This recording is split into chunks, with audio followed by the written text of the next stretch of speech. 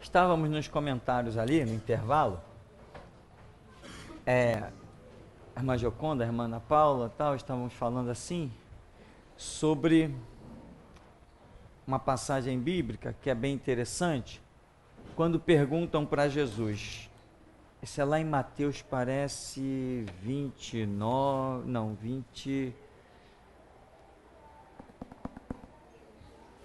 esqueci a passagem agora, mas em que perguntam, Senhor, um homem teve,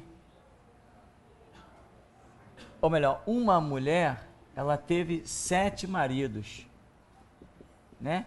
Ela casou com o primeiro, morreu, casou com o segundo, morreu, casou, enfim, teve 7 maridos. Na ressurreição, de quem ela vai ser esposa? Na ressurreição. Aí Jesus diz assim para eles, errais, não conhecendo as Escrituras e nem o poder de Deus.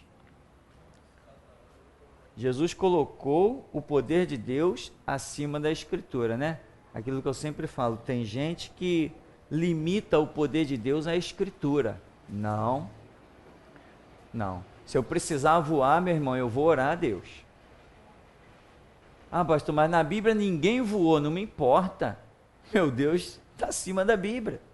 Jesus especifica quando ele diz assim, errais não conhecendo as Escrituras. Ele não encerra a história aí. Vocês estão errando porque não conhecem as Escrituras e não conhecem o poder de Deus.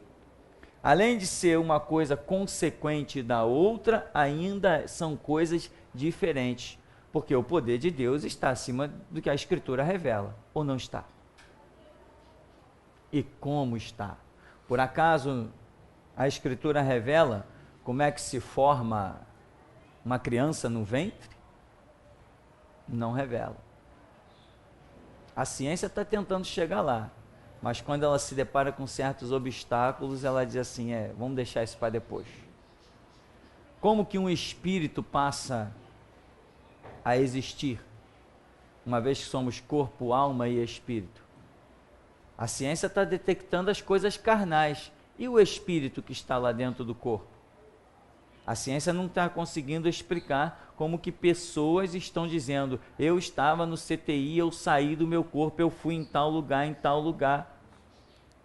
Nos Estados Unidos tem uma experiência interessante, que eles, escondido dos doentes, eles escreveram uma frase em cima do telhado, porque eram muitas experiências naquele hospital de pessoas dizendo que tinham saído do corpo, que tinham ido ao céu e que depois retornaram. O que eles fizeram? Escreveram uma frase em cima do telhado, sem ninguém saber. Aí começa, cada um que vinha com esse papo, você saiu do corpo? Então o que está escrito em cima desse telhado aí? Aí o camarada dizia, está escrito isso, isso e isso. Tem um livro escrito, infelizmente eu ainda não consegui esse livro. Um livro escrito sobre essas experiências de ressurreição nos Estados Unidos. Essas experiências de ressurreição existem no mundo inteiro, só que nos Estados Unidos um médico resolveu catalogá-las. Deu um livro, irmão, tremendo. E o médico nem crente não é. Ele resolveu escrever um livro sobre todas aquelas experiências e foi uma coisa fantástica. Então, errais, não conhecendo as Escrituras, nem o poder de Deus. Aí o homem perguntou o quê? A mulher teve 7 maridos. Na ressurreição, e eles queriam só provar Jesus, porque esse grupinho que está perguntando Jesus, eles nem acreditavam em ressurreição. Quer dizer, é uma raça mesmo, né? Esse grupo que está perguntando a Jesus, não sei se são os saduceus, né? Eles não acreditam em ressurreição. Não acreditam. Mas estão questionando porque querem colocar interrogação na vida, no ministério de Jesus, nos ensinamentos.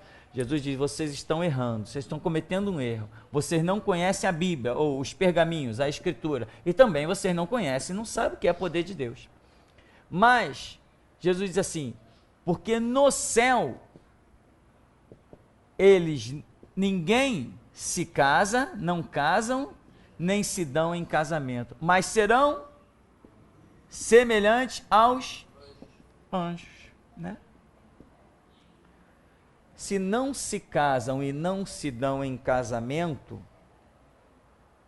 significa que não existe nenhum sentimento que os empurre a isso. Amém? Não existe nenhum sentimento que nos empurre a isso. Ou seja, no primeiro tempo nós começamos a falar em parábolas e agora o Espírito Santo está mostrando mais detalhes, né? Mais ou menos isso. Então, se não existe casamento, por que nós nos casamos, irmãos? Um jovem, quando ele está ali com 10 anos, ele não acha nenhuma menina bonita. Pode fazer a experiência. Pega um jovenzinho de 10 anos, diz assim, aquela menina, você acha ela bonita? Não.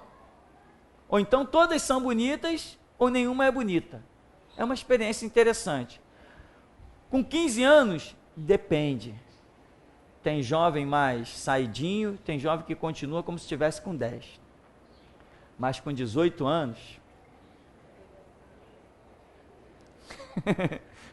abaixa o volume da congregação.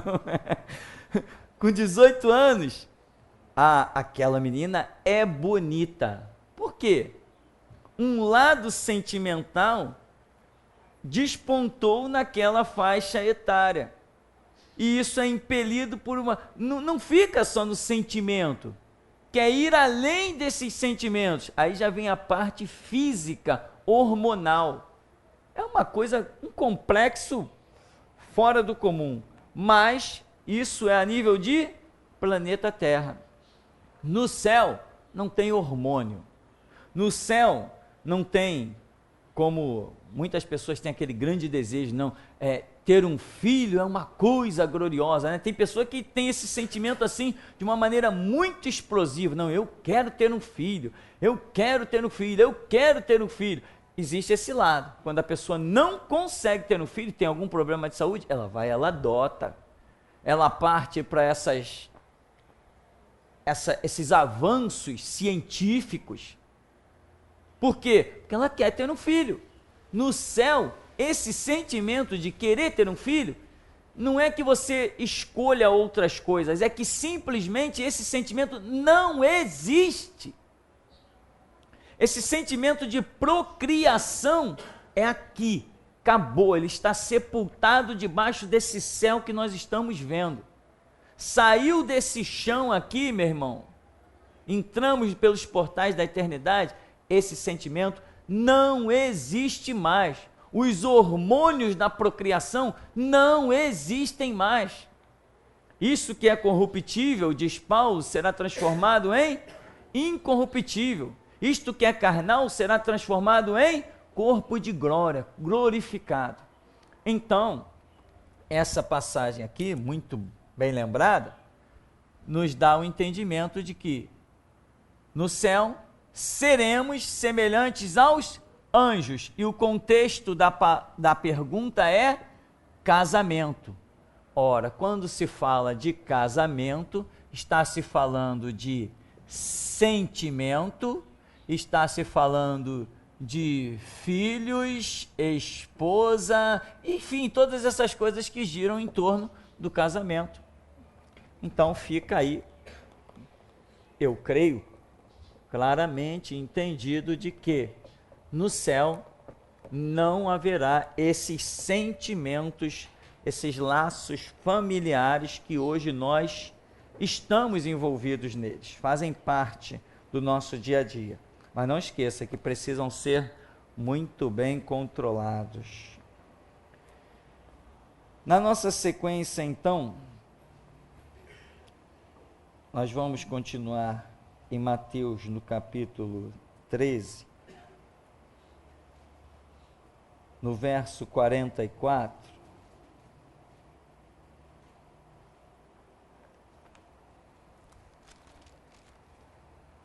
Diz, o reino dos céus é semelhante a um tesouro oculto no campo, o qual certo homem, tendo achado, escondeu, e transbordante de alegria, vai e vende tudo que tem e compra aquele campo. O reino dos céus é também semelhante a um que negocia e procura boas pérolas, e tendo achado uma pérola de grande valor, vende tudo que possui e compra. Nós já tivemos numa pregação alguns comentários sobre esta passagem, aquilo que nós temos visto e entendido, e aqui então nós queremos registrar o que existe nessas duas passagens, nessa passagem, duas historinhas.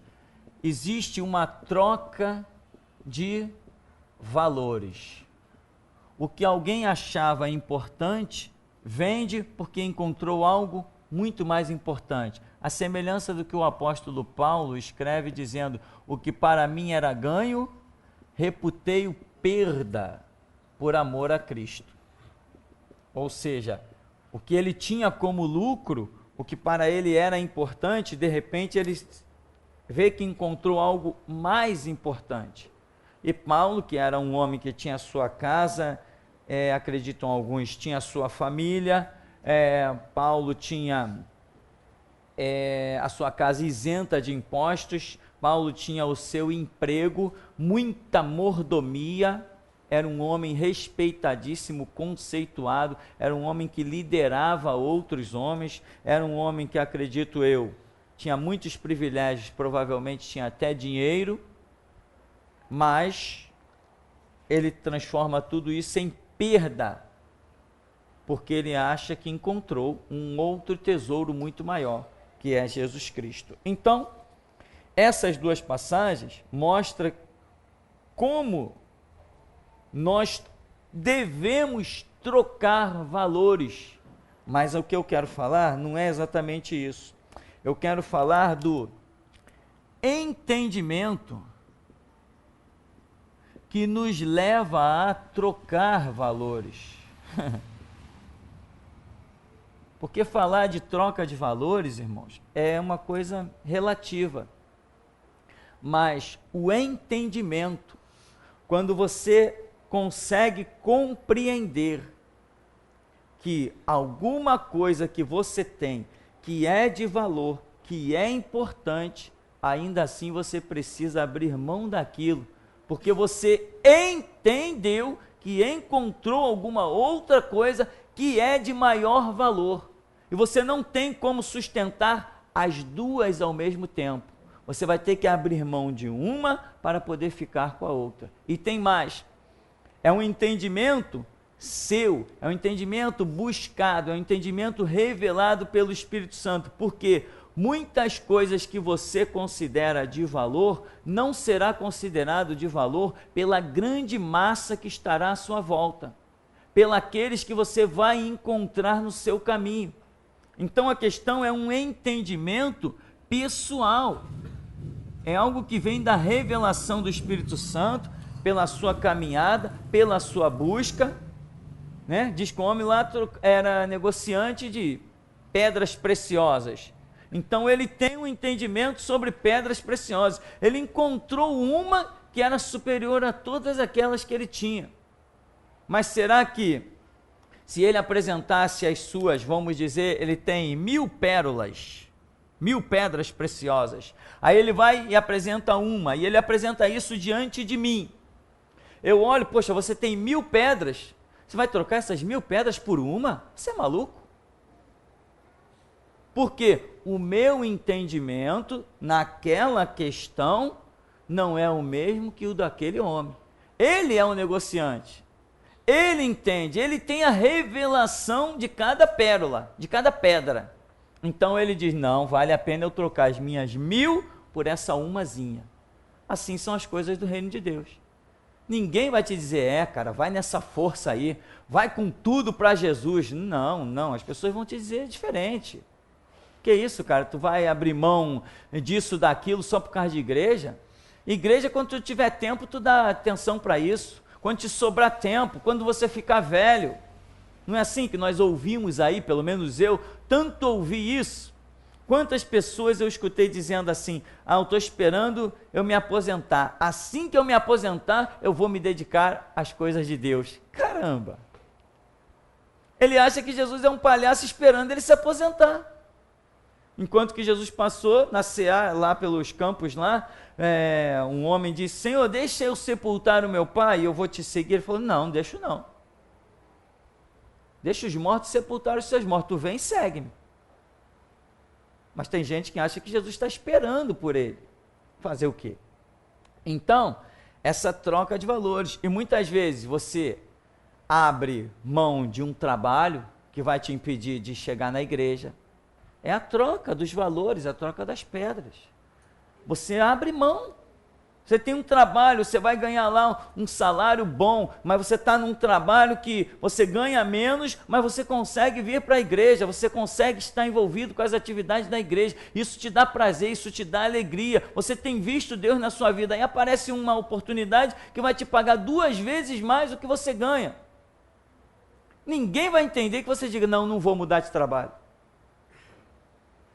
É você que tem que analisar. Então, eu estou falando que entendimento. O entendimento é que nos leva a trocas. E esse entendimento, irmão, ele cresce quando nós temos intimidade, experiências com Deus. Para ter um entendimento, nós precisamos pagar preço. Uma vez, eu estava numa situação muito difícil,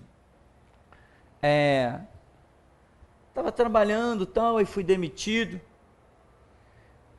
e começou aquela briga pessoal, procura emprego, currículo, não sei o quê, essas coisas assim, e porta tudo fechada, e Deus levantando gente de tudo que é lado, para dizer assim, Deus fechou as portas, Deus não vai abrir porta de emprego. E eu naquela tal, e Deus já tinha falado, olha, eu fechei as portas na terra e abri no céu, vai fazer a minha obra. Mas vai fazer a minha obra como?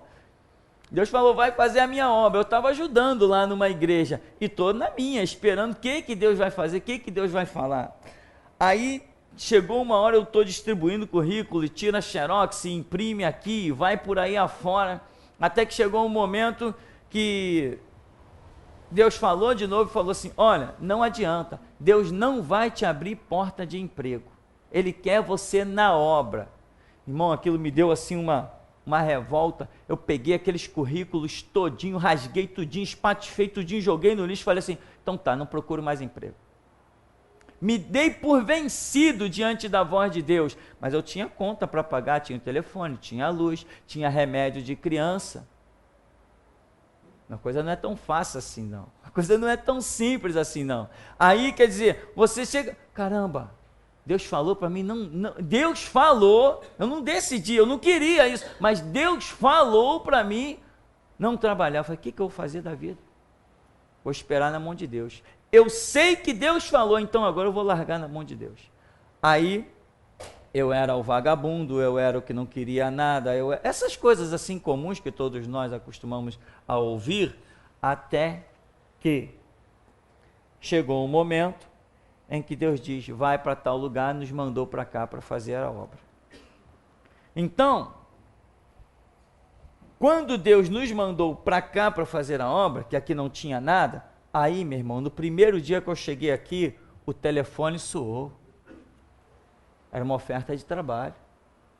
No segundo dia, eu já estava em dúvida para qual emprego eu iria. Que abriu um monte de porta. E agora? Agora eu tinha que decidir. Eu olhar para um chão vazio, sem cadeira para botar, olhar para o nada e ficar com aquele nada, só confiado na palavra do Senhor, ou eu iria responder à pressão, agora, vai lá, vai trabalhar, chegou a hora, Deus abriu as portas, é agora, vamos lá. Então eu tive que fazer a minha troca de valores, eu tive que jogar na balança, não vou trabalhar, eu vou ver no que vai, não vou trabalhar, mas não vai como? E o teu filho? E a conta? E a comida? E a bebida? Não vou, Deus falou para não ir. Como se vê no dia de hoje, realmente Deus falou para não ir. Como se vê no dia de hoje. E as coisas aconteceram. Então, agora, o entendimento foi pessoal, foi meu. À minha volta, eu era o louco, eu era o malucão. eu era o fanático, eu era o doente, eu era o demente, eu precisava ser internado. Era assim que à minha volta todo mundo me tratava. Eu era o vagabundo. Era assim que eu era tratado, tanto pela minha ex-esposa, como por todos os parentes dela. Hoje, se eles quiserem, eu tenho dinheiro para emprestar para eles. Tenho carro, tenho casa, com compartimento suficiente para eles virem deitar e dormir à vontade. Por quê? Porque eu ouvi Deus.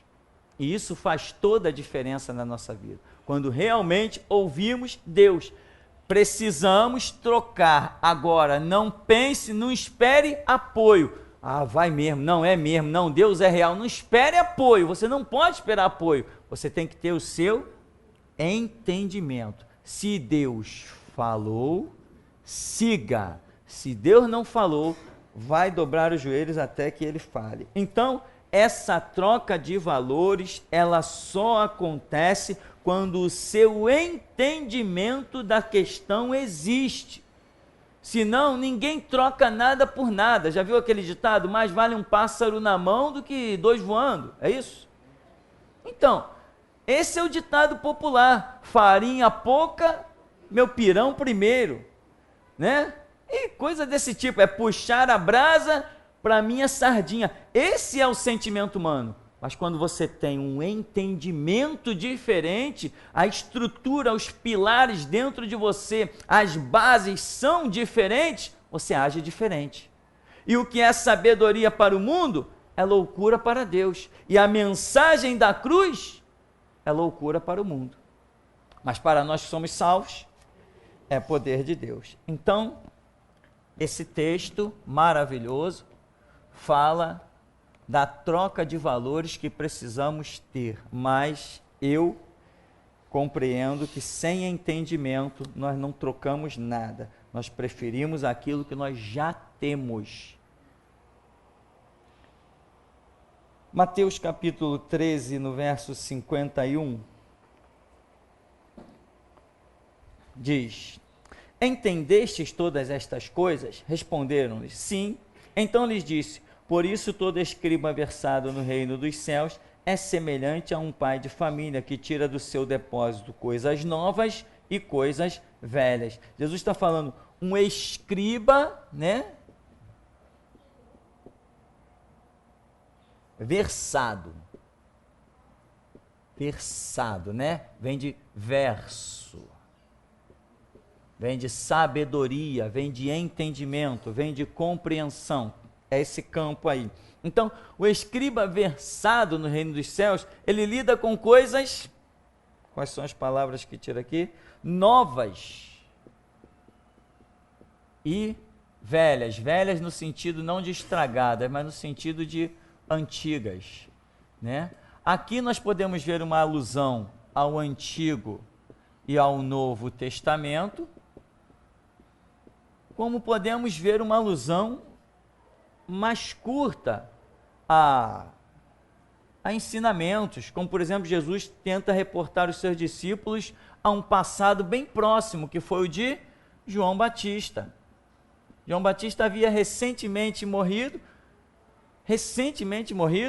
e Jesus ninguém perguntou sobre João Batista, ninguém está questionando tantas coisas sobre ele, mas Jesus se prende a dizer: o que vocês foram ver no deserto, uma cana agitada pelo vento, reporta os seus discípulos a um passado, para que eles entendessem esse passado do ministério de João Batista e tivessem maior entendimento sobre o ministério do próprio Senhor Jesus, porque o ensinamento, ele não é instantâneo. Os ensinamentos, todo ensinamento, ele é progressivo.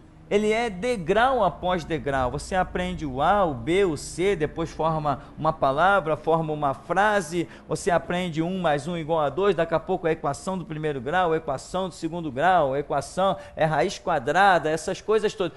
Todo ensinamento, ele é progressivo, ele é degrau por degrau. Então, se a escada tem 10 degraus, você não pode partir. Às vezes você chega num mover que está no 5º degrau.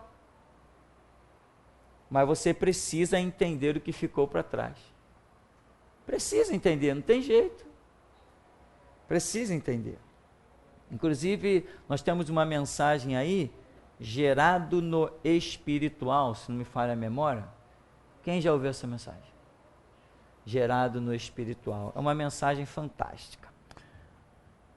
Aqui então, um escriba versado tira coisas novas e coisas velhas. Ou seja, nós precisamos, para sobreviver, para ser esse escriba versado, nós temos que entender coisas do passado e coisas do presente. E, se duvidar, até coisas do futuro. Como muitas vezes nós estamos aí falando de coisas que é do futuro. Arrebatamento, reinado do anticristo, grande tribulação, milênio.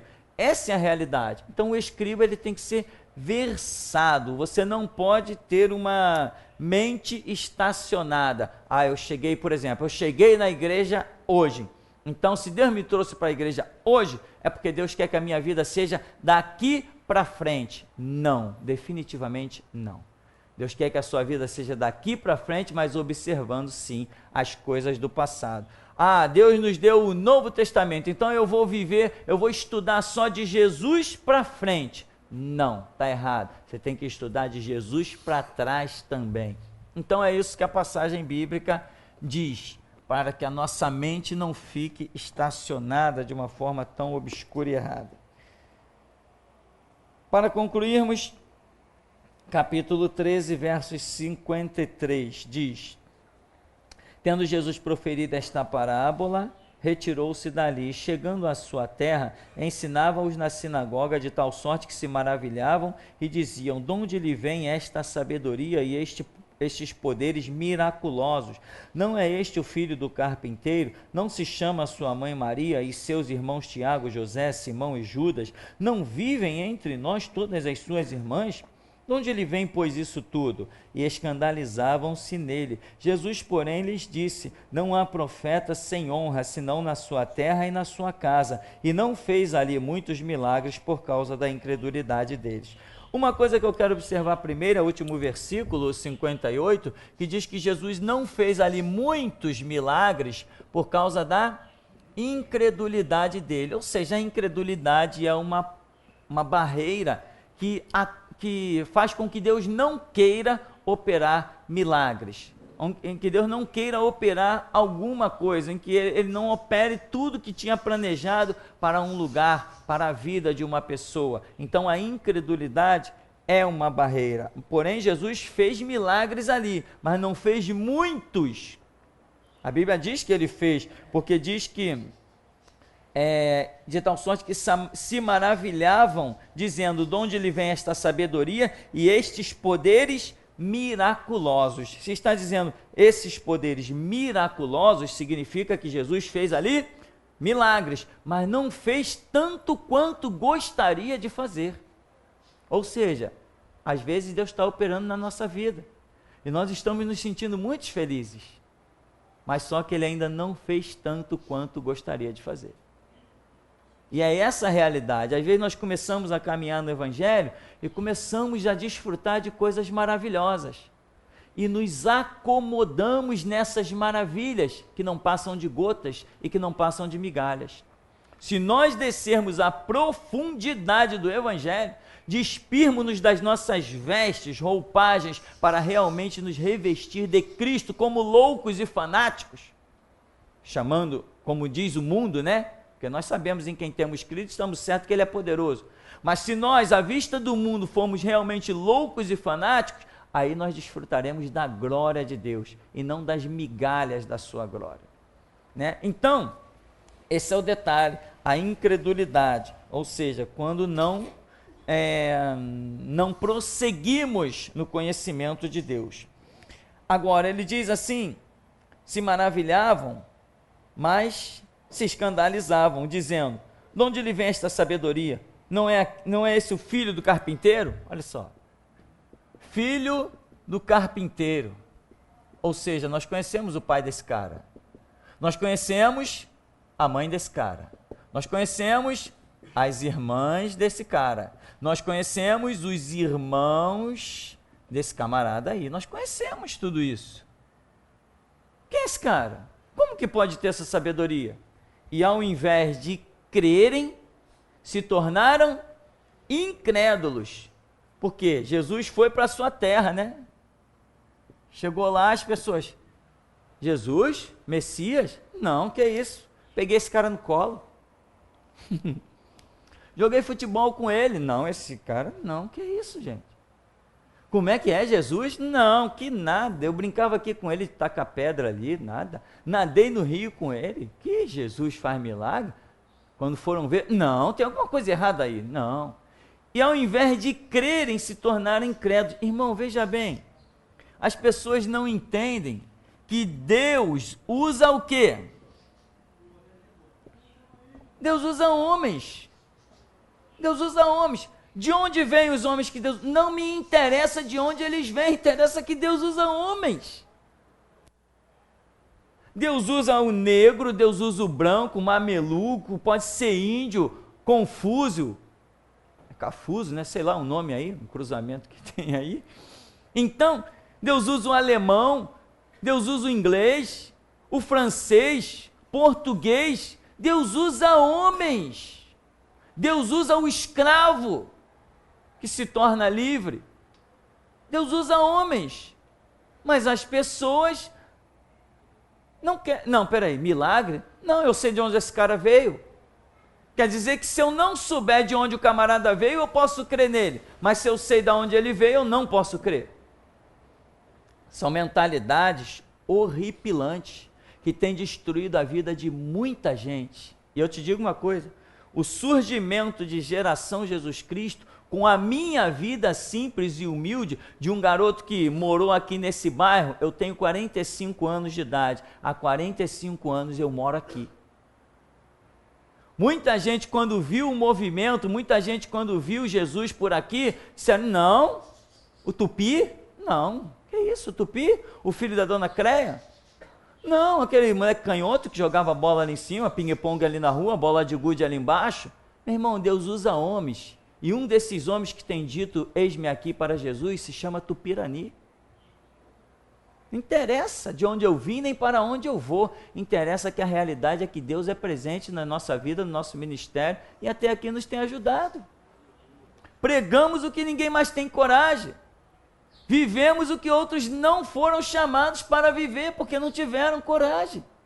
E acabou a história. E muita gente, depois do surgimento de Geração Jesus Cristo, depois que nós surgimos, pessoas com orgulho, à semelhança desse texto, pessoas que não quiseram se curvar à realidade do mover espiritual nesse lugar, simplesmente tiveram as suas vidas destruídas, sepultadas, desde pastores de igrejas até os mais simples. Isso é fato, e eu falo mesmo de boca cheia e peito aberto, sem medo de nenhum julgamento, sem contar os que já baixaram a sepultura. Na igreja do Tupi? Não, não gosto daquela igreja não gosto daquele cara. E daí? Mas Jesus gosta. Se Jesus gosta, meu irmão, não adianta eu dizer que não gosto. Eu tenho que me dobrar, eu tenho que me curvar. E o reino de Deus é para os humildes, para os simples, não é para os orgulhosos. Então esse texto nos mostra que Jesus não operou ali muitas maravilhas por causa da incredulidade daquela turma. Por quê? Porque Jesus foi um garoto criado lá. Jesus era conhecido. Não é esse filho do carpinteiro? Se de repente dissesse assim, não, é o filho do rei, aí alguém podia crer nele, né? É o filho do rei. Poxa, o filho do rei talvez tivesse um peso diferente. Ou seja, não interessa a tua origem, interessa se você teve um encontro com a cruz de Jesus Cristo. Isto é que faz a diferença. Ande com Deus, né? Agora tá um debatezinho pela internet. Alguém fez lá um estudo, cheio dos seus próprios fundamentos, provando que Jesus era negro. Eu até falei com a Alessandra, ia ficar muito feliz, mas depois eu converso esse negócio. Jesus era negro. Não está vendo que isso é um estudo racista? Por que que é racista? Porque se Jesus é negro, não tem problema, ele veio para os brancos também ou não veio? E se ele é branco, ele veio para os negros também ou não veio? Tá, e se Jesus é negro? Chegamos à conclusão, Jesus é negro. Tá bom, o que eu faço? Eu paro de pregar?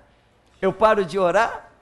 O que eu faço da vida? Aí o camarada passa 1 ano estudando para provar que Jesus era negro. Quando ele chega perto de mim, cheio da vontade, tá vendo? Jesus era negro. Parabéns, legal. Eu continuo adorando a ele, em espírito e em verdade. Não muda nada. Não está vendo que isso é uma mente racista? O camarada é negro, fez um estudo provando que Jesus é negro. E pensa que é crente. Ele é um racista. Porque o meu Cristo não tem cor. O meu Cristo é Senhor absoluto dos céus e da terra. E eu não vou chegar no céu, eu não vou ver um Cristo negro, e nem branco. Eu vou ver um Cristo glorificado. Não é preto nem é branco. Ou será que vai fazer diferença para alguém aqui se Jesus é preto ou se Jesus é branco? Se Jesus foi um careca chamado escorrego de piolho, né?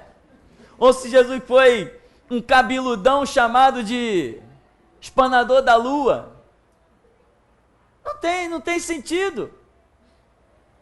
Quantos de nós não fica careca? E quantos de nós não é cabeludo? O fato é que Deus usa homens. Amém, meu irmão? Homens. E a Bíblia diz que o verbo se fez carne e habitou entre nós. E vimos a sua glória como a glória do unigênito do Pai. Então, esta passagem que nós concluímos aqui é para mostrar que o que atrapalha as operações de Jesus, ou que seja, atrapalha não, o que o faz não querer operar é a incredulidade, quando as pessoas não têm entendimento. Não se chama sua mãe Maria? Seus irmãos Tiago, José, Simão e Judas não vivem entre nós todas as suas irmãs? Quer dizer, além desses 4 irmãos aí de Jesus, ainda tinha lá um monte de irmã que eu não sei nem quantas eram. De onde lhe vem, pois, tudo isto? E escandalizavam-se nele. Por quê? Porque sabiam quem eram os irmãos dele. As irmãs, o pai, a mãe, a profissão do pai. Sabiam onde ele tinha morado. Só por isso se escandalizavam, ao invés de terem corrido e o adorado em espírito e em verdade. Amém, irmão? Então, tem muita besteira por aí, mas essas besteiras que as pessoas têm criado, têm fechado para elas as portas do reino dos céus. Outro dia alguém perguntou aí, pastor, já ouviu falar sobre o fato de que Jesus foi casado com Maria Madalena e que teria até tido filhos? Diz assim, já ouvi. Que diferença faz? Se alguém conhecer o filho de Jesus, eu gostaria até de conhecer, me apresente a ele. Eu vou dizer assim, caramba, teu pai era demais, cara. Estou lutando para ser um pouquinho que nem ele. Aquele era bom. É só o que eu posso dizer. Não faz diferença para mim se Jesus fez sexo com uma mulher. Que diferença faz para mim se Jesus fez sexo com uma mulher? Sexo é pecado? Se sexo não é pecado, será que as pessoas estão querendo dizer, Jesus se casou, então ele era pecador? Quem foi que disse que fazer sexo é pecado? Se Deus, desde o começo, Deus disse assim, crescei-vos, multiplicai-vos, sede fecundos e enchei a terra. Quem criou o sexo? Deus não criou o pecado. O pecado é a perversão da mente humana. O pecado é quando o homem conhece o mandamento de Deus e trilha outros caminhos. Pecado é andar fora do projeto de Deus. Quem anda no projeto de Deus não está em pecado. Mas para muita gente isso aí soa pesado, né? Por quê? Porque lhes falta ser um escriba versado, tirando coisas velhas e novas. Amém, irmãos? Nós temos alguma pergunta? Ninguém? Tem? Pastor, o que quer dizer a expressão os 3 céus? Os 3 céus é um entendimento que nós temos, né? Não especificamente os 3 céus. É que Paulo diz, conheço um homem, se no corpo não sei, se fora do corpo não sei, mas foi arrebatado ao 3º céu. Então Paulo tem lá uma experiência com alguém que contou para ele, não foi ele que foi arrebatado, ele diz, conheço um homem. Ele não, e muita gente diz, Paulo foi arrebatado ao 3º céu. Não, Paulo não foi arrebatado ao 3º céu. Por quê? Porque ele não diz que ele foi, ele diz que ele conhece um homem. Se ele escreveu dizendo que conhece um homem, eu não posso dizer que ele foi, porque ele escreveu dizendo que não foi ele, foi um homem que ele conheceu. Aí as pessoas dizem, não, porque Paulo era humilde, e por causa da humildade dele, ele não quis dizer que era ele. Tá, então guarda isso para si, porque eu tenho que me guiar pelo texto bíblico. Se o texto bíblico não diz que foi Paulo, não foi Paulo. Paulo está escrevendo e está dizendo que não foi ele, foi um homem que ele conheceu. Então, Paulo diz, conheço um homem tal, etc., foi arrebatado ao 3º céu. Isso é uma revelação. E ele diz, viu coisas inefáveis que ao homem não é lícito falar. Caramba, o que nós imaginamos que esse cidadão tenha visto lá, e por que não é lícito falar, essa expressão nos deixa pensar tantas coisas, mas nos dá o entender que esse homem foi arrebatado a regiões celestes, em que, a grosso modo, vamos dizer assim, ele entra num campo de um mundo espiritual. Então, desenvolveu-se a ideia da seguinte maneira, porque veja bem, nós temos algumas referências. A Bíblia diz que houve uma guerra entre Lúcifer e seus anjos, Miguel e seus anjos, e esses foram expulsos, não foi? Foram expulsos, mas eles não foram precipitados para a terra, porque a Bíblia fala que haverá um momento, na hora, nós entendemos que esse momento é o episódio do arrebatamento, em que Lúcifer e seus anjos serão precipitados para a terra, e a Bíblia diz, ai dos que habitam sobre a terra, porque o diabo desceu até vós, tem grande fúria, sabendo que lhe resta pouco tempo. Então nós identificamos que aquele é o episódio do arrebatamento. Então nós vemos que quando o diabo foi expulso, ele não veio para a terra, mas ele ficou ainda, como Paulo descreve, principados e potestades que habitam nas regiões celestes. Então nós nos baseamos nessas coisas muito pelas narrativas de Paulo. Como isso não é doutrina para o Evangelho, fica esse entendimento e não faz nenhuma diferença se alguém crê assim ou deixa de crer, porque isso não é parte da doutrina do Evangelho, que nos conduz à salvação, saber sobre primeiro, segundo, terceiro, quarto, quinto céu, isso não faz diferença. Então nós vemos um primeiro céu, ou seja, aonde a Terra, o sistema solar está incluído, aonde foi dado ao homem, é o que entendemos, o universo é primeiro céu. Segundo céu, seria justamente aonde principados e potestades, hostes infernais da maldade, ou seja, o mal, está aí numa região, Lúcifer, né? Está numa região de segundo céu. Mas Paulo diz que conhece um homem que foi ao 3º céu, e nós acreditamos que esse 3º céu, com essas coisas tão maravilhosas que este homem viu, já esteja se referindo ao paraíso. É o que nós acreditamos, é o que tanta gente, milhares de pessoas acreditam, mas podemos estar errados. Por que podemos estar errados? Porque é apenas uma questão interpretativa, não é uma narrativa direta da Escritura.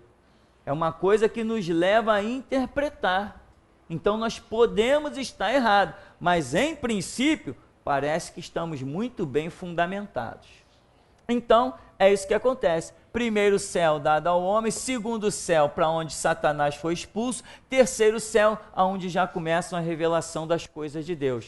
Daí paraíso para lá, a gente não sabe que mais possa ter, até onde vai essa estrada. Então, primeiro, segundo e terceiro céu, o que nós temos entendimento até o momento é disso aí. E nós sabemos que desse segundo céu, Satanás será expulso mais uma vez e será precipitado sobre a terra, e vai haver um tormento muito grande sobre a terra, quando a Bíblia diz lá em Apocalipse: ai dos que habitam sobre a terra, que o diabo desceu até vós com grande ira, sabendo que lhe resta pouco tempo. Pastor, no inferno não há corpo físico. Então, que tipo de sofrimento se dará lá? Será que o sofrer é somente pela falta de Deus e lembranças de sua vida terrena? Exatamente. No inferno não existe corpo físico. Nós temos acreditado que tanto o salvo vai receber um corpo transformado, incorruptível, glorioso, quanto o perdido vai receber um corpo transformado, incorruptível, porém sem glória nenhuma. Alguns dizem macabro, né? Mas sem glória nenhuma. Porém, a questão de sofrimento que nós, seres humanos, temos em mente é uma questão de sofrimento vinculada à dor. Não é isso que nós pensamos de sofrimento? Muitas vezes é isso. É o braço que dói, é a perna que dói, uma farpa, uma flecha atravessada. Aí você vê aí um monte de livro abestalhado descrevendo que pessoas foram no inferno e viram sofrimentos assim, assim, assado, que viram pessoas numa frigideira e o fogo por baixo. Isso tudo aí é coisa de Hollywood, irmão. Isso não tem espaço no reino de Deus, não. Isso é coisa de... Tem uma mulher aí que escreveu A Divina Revelação do Inferno.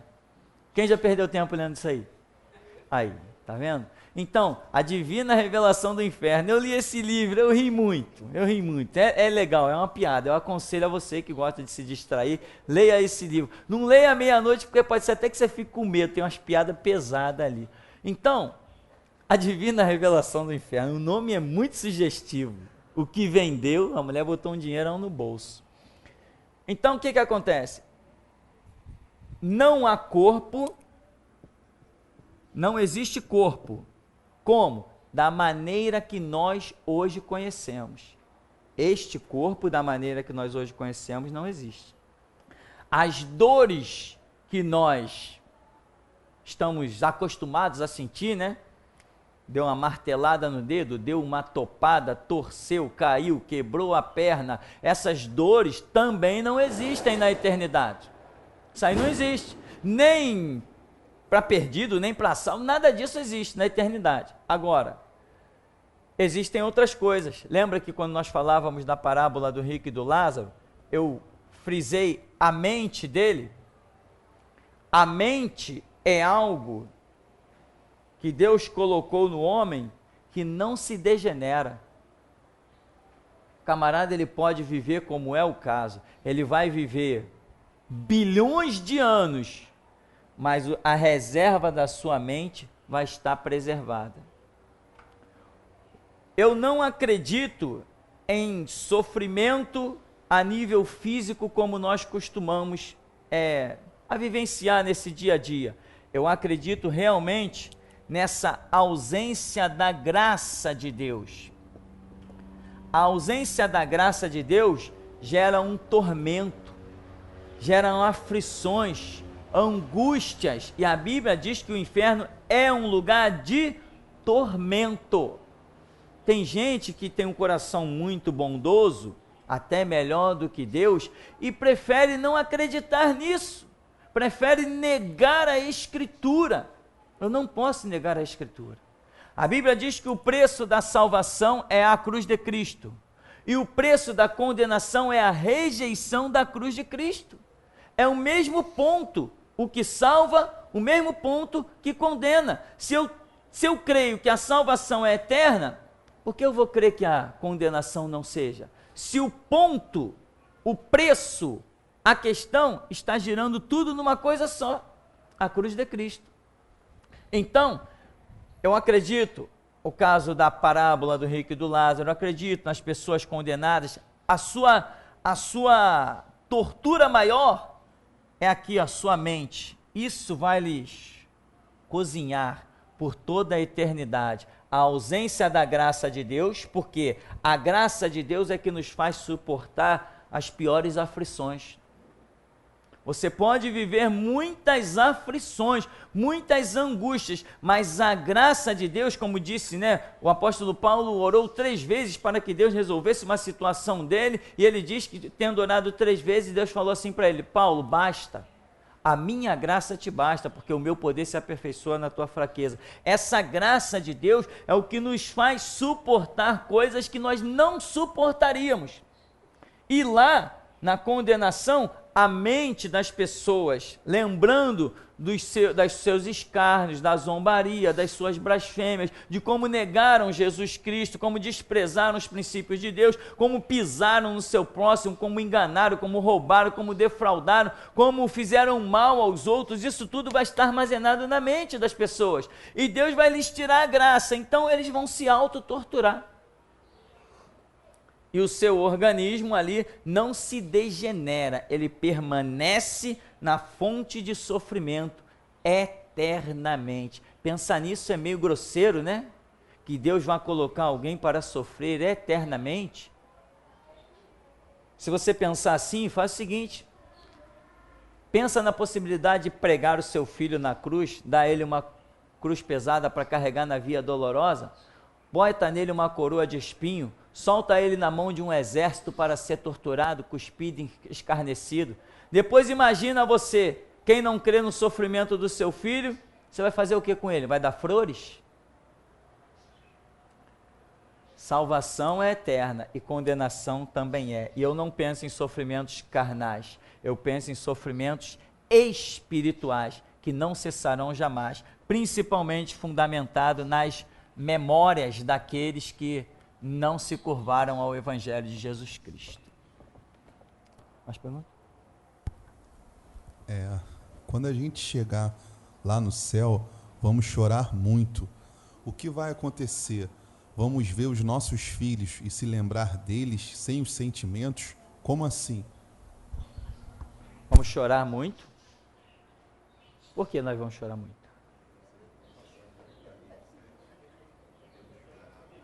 Deus enxugará dos nossos olhos toda lágrima. Olha, irmão, pode ser até que eu chore depois, mas eu vou entrar virando cambalhota que não vai ter anjo que me segure. Não vai ter anjo que me segure, não. Não, essa questão aí é uma questão especulativa, né? Porque as interpretações dos textos bíblicos têm que estar dentro dos seus contextos. Então, não tem esse negócio de vou chorar muito e falar do que vai ser lá no céu, se eu não sei nem ainda o que vai ser o meu amanhã aqui na terra. Eu preciso de uma revelação, eu preciso de uma base forte, eu preciso de que Deus tenha me mostrado alguma coisa, né? Então, vamos deixar essa questão para o futuro. Acabou. Aqui mais alguma pergunta? Ninguém? Tem?